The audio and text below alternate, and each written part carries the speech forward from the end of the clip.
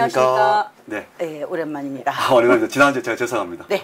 예, 오늘은 이승만 독립정신 제30과 일본이 조선의 통상을 요구한다. 오늘 또 우리 김효선 선생님 모시고 한번 얘기 듣도록 하겠습니다. 이제 마지막을 향해서 점점 가고 있습니다. 네. 절반 넘었죠. 네, 그렇죠. 예. 차트는 절반 넘었습니다. 제가 그동안 이 PPT 화면을 좀 바꿔봤는데 별로죠. 도로 바꿔야 되겠어, 먼저 도로. 새롭게 그래도 혁신을 우리가 정말 혁신 한번 해보겠습니다. 예. 괜찮습니다. 예. 네. 이제 그 30과는 일본이 조선의 통상을 요구하다.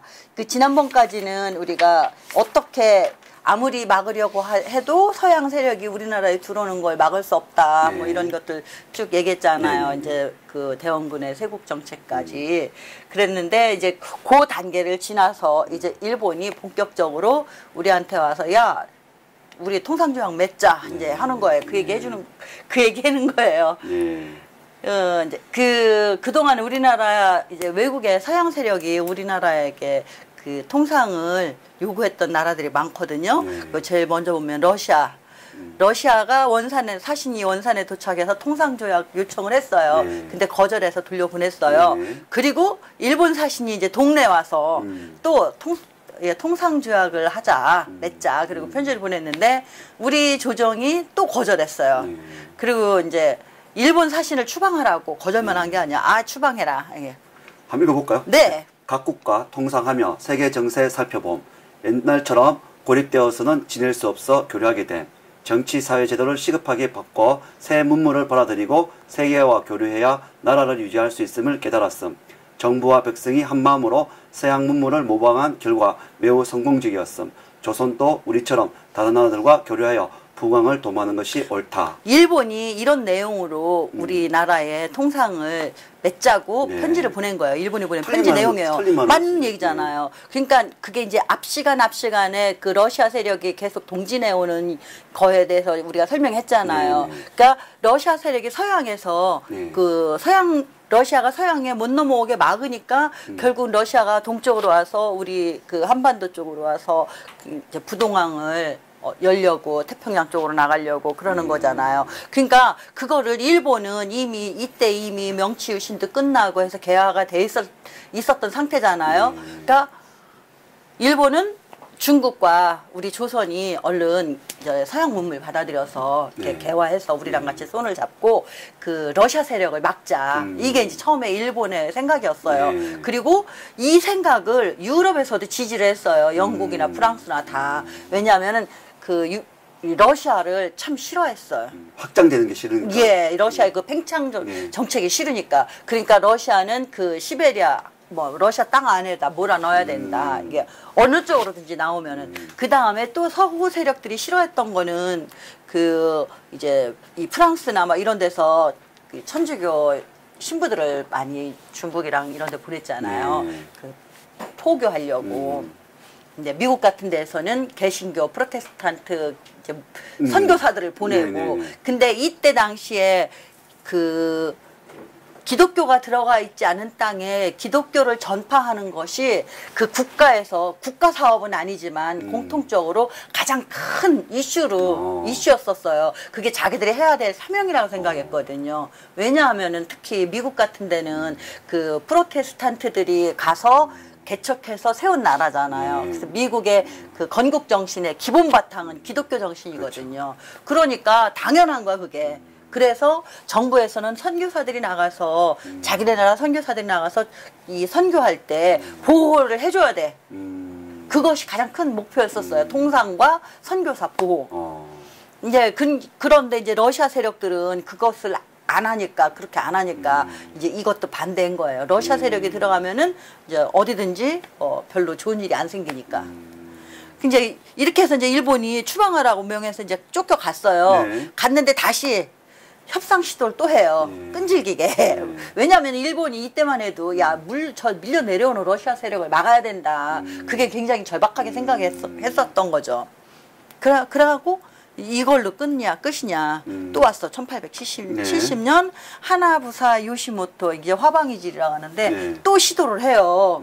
근데 그것도 실패했어요. 그러면은 일본이 네 번째인가요? 그렇죠.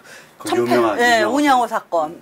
아, 이 운양호가 그 이승만 박사가 하와이에서 네. 그 독립운동할 때도요. 이 운양호가 저 하와이에도 왔었어요. 오, 그렇습니까? 그래서 박용만이 그 운양호를 폭파하려고 했다 이런 막 루머들도 돌아다니고 그랬었어요.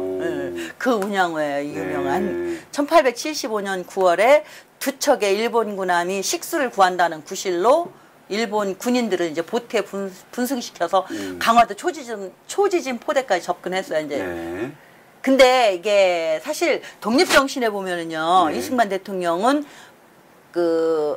진짜로 그 식수를 구하러 온 것으로 인식을 했죠. 예. 인식했다는 거예요. 그때 당시는 네. 왜냐하면 감옥에 있을 때고, 아니구나. 어렸을 때고. 이건 어릴 때 좋으니까. 그 어렸을 때고, 그때 당시에는 이 정보가 지금처럼 뭐 이렇게 그렇죠. 인터넷 시대도 아니고. 그렇죠. 넘쳐나는 것도 아니고 네. 정보가 한정된 곳으로만 흐르고 그랬으니까 정확한 정보를 입수하기가 좀 어려웠을 것 같아요. 네. 그래서 그렇게 했는데 제가 이거 지금 현재 우리 그 인터넷이나 우리가 교육시킬 때 했던 내용 더 그 이후에 발굴된 그래서 그 이 부분은 문서들에서, 이제 이렇게 예. 이제 다시 사실은 독립전선에 그대로 왔다 하지만 네. 실제적으로 제가 좀 이제 부연 설명을 하는 거예요. 조금 수정 보완을 하셨다는 네. 얘기죠. 네. 네. 경계를 서고 있던 조선 수군이 일본군 보트라는 것을 알게 되자 보트를 향해서 이제 경고 포격을 네. 했고 일본군은 소총으로 응사한 후 이제 나가사키로 돌아가서 일본 정부에 보고를 해요.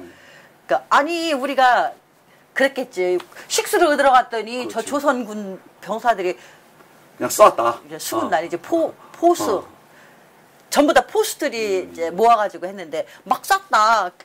이제 그렇게 보고를 하니까 이제 일본 정부에서는 이거 가만 놔두면 안 돼. 강제로라도 그러면은 조선을 개항을 시켜야 되겠어. 이제 이런 빌미를 제공하게 맞습니다. 되는 거예요. 근데 동학난도 그렇고 요즘에 지금 이제 동학 뭐 운동 유족들 명예 회복시켜준다고 예. 신고하라고 하는데요.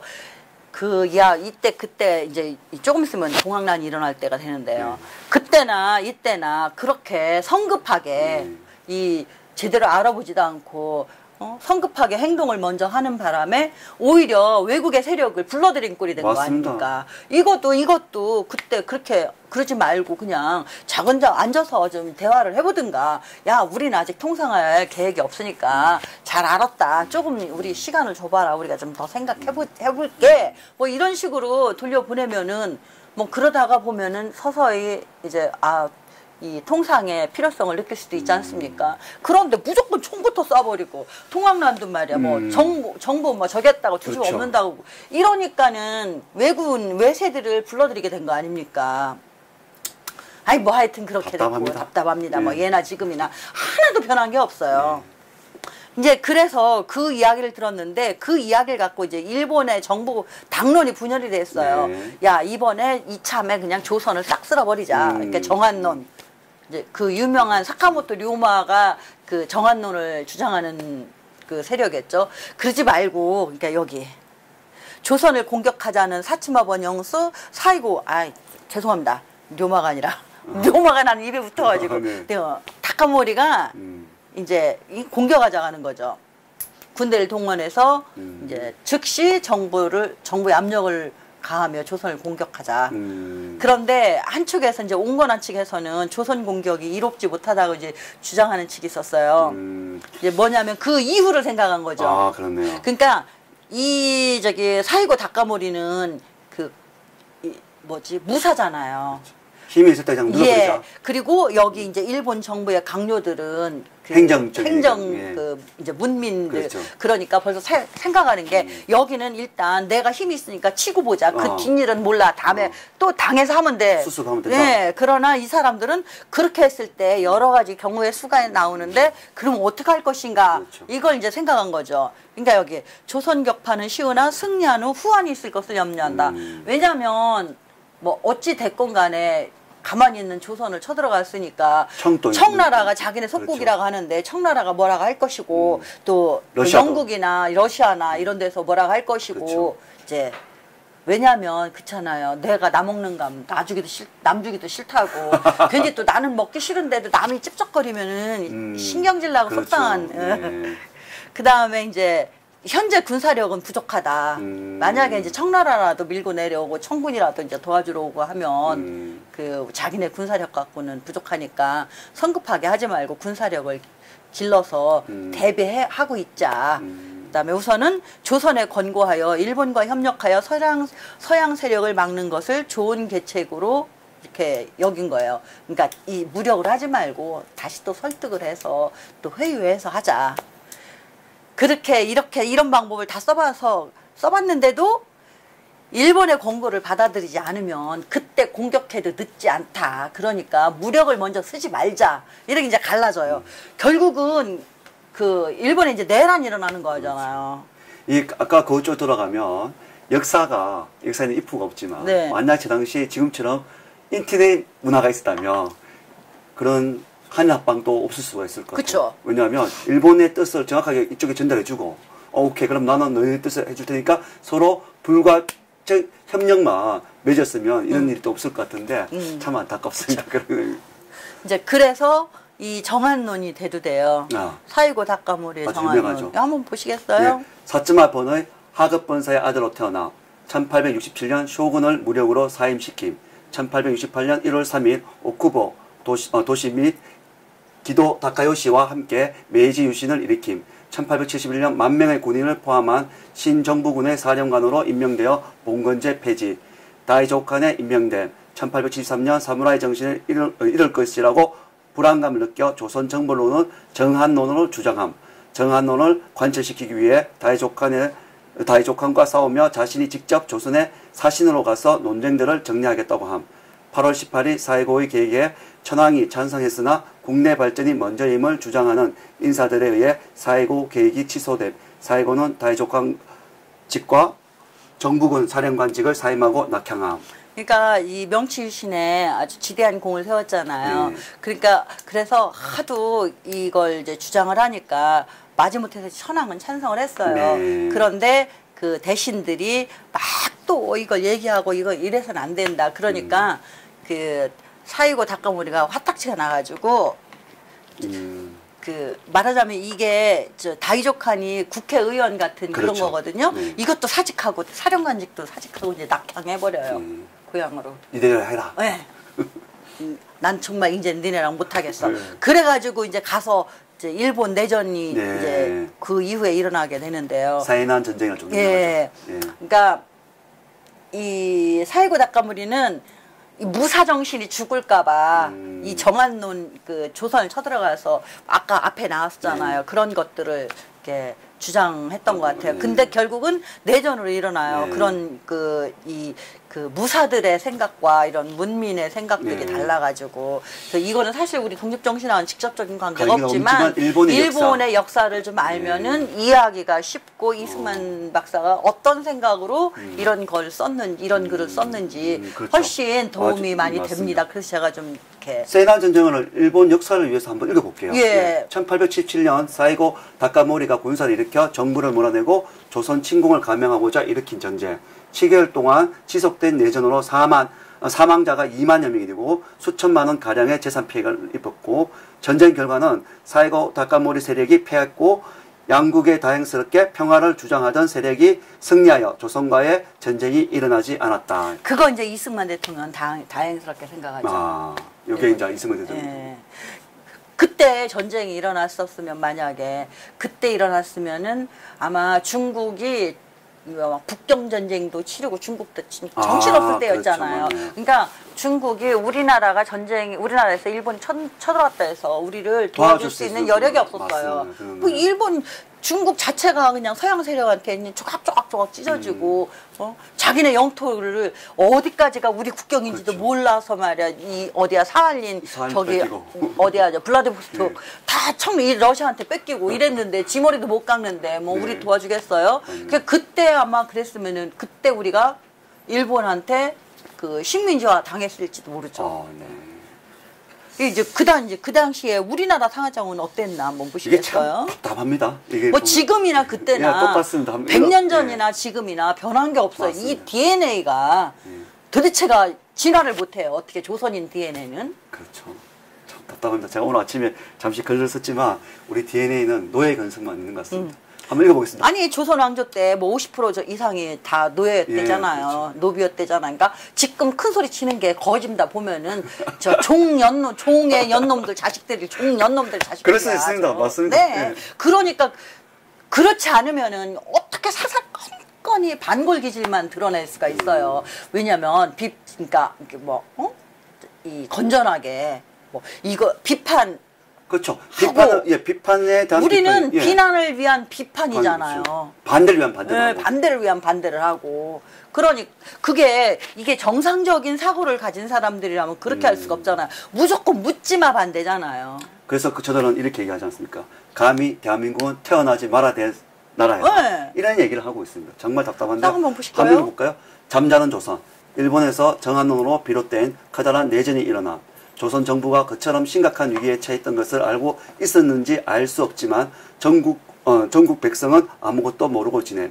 만일 이 사건이 전쟁으로 이어졌다면 임진왜란 이후 또 한 번의 큰 전쟁이 되었을 것입니다. 잠깐만요. 네. 이건 글씨가 아, 못잖아요. 전쟁. 네, 네, 전쟁. 전쟁이 되었을 그러니까 지금 이승만 대통령이 이거 이렇게 생각을 한 거예요. 네. 그 전쟁이 우리나라에 어떤 영향을 미쳤을지 짐작할 수 없다. 뭐 식민지가 됐죠, 뭐. 그렇죠. 안 그렇겠어요? 아, 일본이 군사를 이렇게 와서 조선을 들어왔으면은, 야, 니네 이제 강제로 그냥 통상만 하자고 하고 말겠어요? 그렇죠. 이제 그냥 아주 점령해버리는 거죠. 예. 그러니까 이제 이 대통령, 이 박사가 이렇게 감옥 안에서 그 상황을 보고 이렇게 걱정한 거예요. 아, 네.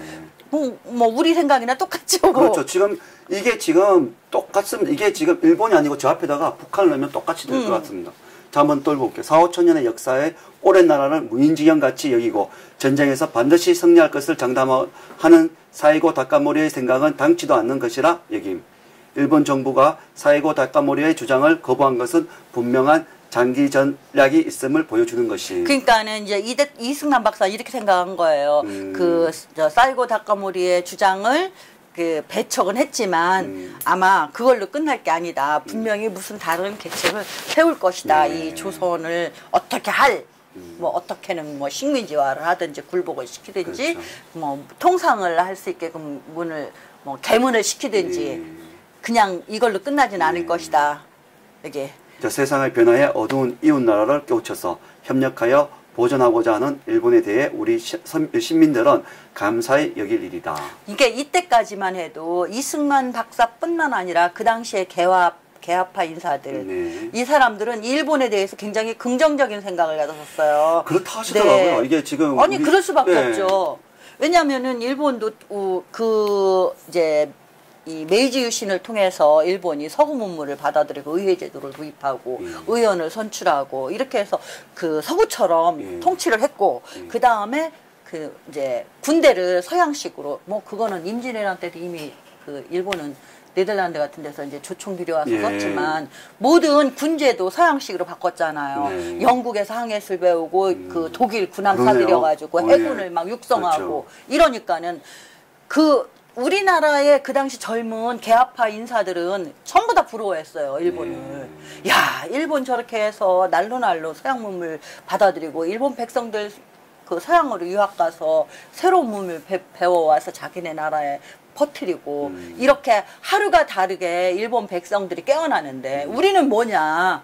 우리도 그렇게 해야 된다. 그 개화파 청년들이 그랬던 거 아니에요. 그때 당시 이승만을 비롯한 독립협회들이. 그러니까 일본을 다들 부러워했어요. 그리고 일본이 이렇게 우리나라한테 조언을 하는 거를 참 좋게 받아들였어요. 왜냐? 일본이 자기들이 해보니까 굉장히 좋아. 그런데 위쪽에서는 러시아 세력이 자꾸 내려와. 그러니까 니네도 빨리 우리처럼 이렇게 서구 문물을 받아들여서 발전해서 우리랑 손잡고 저 몰려 내려오는 러시아 세력을 막자. 아니 참 좋잖아요. 그럼요. 얘기는. 네. 네. 그리고 그 당시에 우리 개화 지식인들이 생각도 그랬고 그래서 굉장히 부러워했죠. 사실 가까운 친구들끼리 있으니까 싸우기도 하고 이웃이 싸우기도 하는데 어느 탈북자분이 그 얘기를 하시더라고요. 그 탈북자 할아버님이 그렇게 얘기하셨대요. 일본보다 더 나쁜 놈이 김일성이다. 왜? 그쵸. 일본은 와서 우리한테 정당에 돈을 주고 일을 시켰지만 저 김일성은 우리 걸 다 빼들어 갔다. 그렇게 얘기를 하시더라고요. 아, 이게 끝이네요. 오늘 요까지 끝이 굉장히 분량이 뜨거워서 이제 빨리 끝났어요. 끝났는데 지금 이제 이제 독립정신 앞에 그 뒷부분 조금 나가면은 네. 이승만 박사의 생각이 바뀌는 장면이 나오거든요. 근데 네. 그때는 이승만 박사뿐만 아니라 또 이제 개화기에 있던 청년들이 다들 생각이 바뀌어요. 그렇게 네. 일본에 대해서. 네. 이제 좋게만 생각했었는데 네. 그 러일 전쟁이 발발한 것을 보고 이 러일 전쟁의 승패에 따라서 우리나라 운명이 갈리겠다는 생각을 하죠. 그 예측이 정확하게 맞았잖아요, 이 박사는. 네, 하여튼 지금 이때 100년 전이나 지금이나 보면 우리나라는 변한 게 하나도 없어요. 그렇죠. 네. 오늘 재미있었는지 모르겠습니다. 오늘은 특별히 BJ 톨도 오셔가지고 실시간 방송을 지금 했는데요. 독립정신, 우리 이 책을 풀어 쓰신 김효선 선생님이 말씀해 주시는 겁니다. 다음은 이제 31과 조선이 일본과 처음으로 통상하다를 좀 할 건데요. 말씀하신 대로 이제 좀 뒷부분이면서 이승만 대통령께서 청년 이승만이 이제 사고가 바뀌어가는 과정이 이제 그려진다니까. 네, 이제 그런 게 그려지면서 네. 이제 정말로 우리 그 조선인들이 앞으로 살아나가려면 어떻게 해야 되는지 이 핵심 내용이 이 독립정신 뒤에 후록이라 그래가지고 옛날에는 이제 후록이라 그랬어요. 우리는 저는 이제 이걸 풀면서 실천강령이라 그랬는데 그 6가지 종목 그게 이 독립정신의 백미고 그것이 우리 한국인들에게 내려주는 지침, 생존 전략이에요. 지금 들어야 될 겁니다. 네, 사실 이 책을 읽어보신 분들은 무슨 말씀인지 알 거예요. 앞에 바빠서 다 보기 바쁘다 싶으면은 그 뒷부분 실천강령, 독립정신 6대 실천강령, 6대 실천강령 이것만 먼저 한번 보세요. 이것만 보셔도 정말 우리가 이 시대에 어떻게 해야 되는지 알 수가 있어요. 이게 우리가 이제 보면 차트 이제 50을 끝나면 결론 독립정신 실천 6대 강령이 있습니다. 책의 페이지 수는 240페이지입니다. 그게 있는데 지금 그 말씀을 하시는 거거든요. 그리고 우리 여기 감독님한테 또 부탁을 드려야 되는데 이 독립정신이 이 책하고 따라가서 뒤늦게 책을 구매하신 분들이 있답니다. 그래서 1화부터 보고 싶은데 이게 찾기가 상당히 힘들다. 그래서 폴더로 정리를 좀 해줬으면 좋겠다. 이렇게 얘기를 하십니다. 그래서 독립정신 폴더 그리고 또 제가 내일 하죠. 임수환 박사님하고 대한민국과 경제적 민주주의 그것도 폴더로 해서 이렇게 만들어 주시면 들어와서 딱딱 이렇게 1과 2가 이렇게 좀 볼 수 있도록 이렇게 만들어 줬으면 좋겠다 하는 얘기가 있었습니다. 저희들도 그렇게 참조해 보겠습니다. 네. BJ 톨이 실시간으로 질문을 한다면 질문하시죠. 선생님, 좋은 말씀해 주셔서 감사드리고요. 별 말씀. 말씀 중에 그때나 지금이나 변한 게 없고 똑같다. 라는 게 이제 우리 대한민국의 현재 돌아가는 상황에 대해서 말씀하신 것 같은데 좀 구체적으로 그때 있던 이런 모습이 현재 이런 모습으로 나타난다 라고 말씀해 주시면은 아마 시청하시는 분들이 좀 많이 깨달을 것 같아요.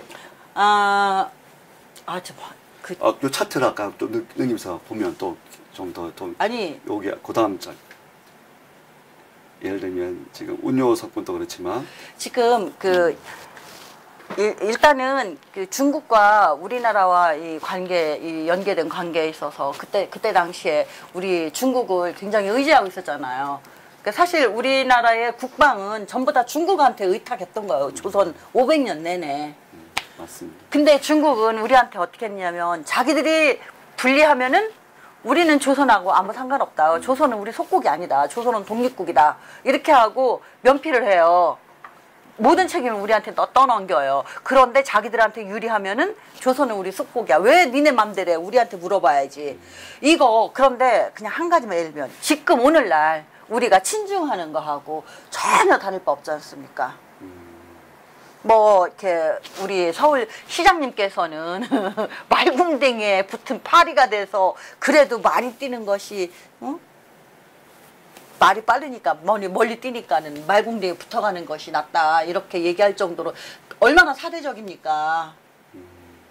그런데 그러면서도 왜 미국에 대해서는 그렇게 그렇죠. 반감 사실은 미국이 얼마나 미국이라고 다 잘하는 건 아니지 않습니까? 그렇지만 지금 오늘날 우리가 이렇게 살 수 있게 된 거에는 미국의 역할이 전적으로 미국의 도움이 전적으로 그 작동을 하고 작용을 한 거잖아요. 그런데 그것을 부정하고 그다음에 또 한 가지는 그때나 지금이나 우리나라 사람들은 왜 사실을 사실대로 인정하고 사실을 사실대로 보려고 하질 않아요.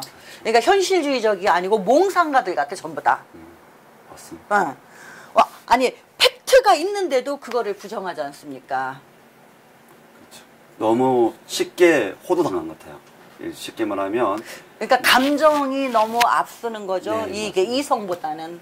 냉정보다 열정이 네. 많은 그런 것 같아요. 진짜. 그러니까 그거는 우리 이제 저기 나 기자님께서 좋게 표현하신 거고.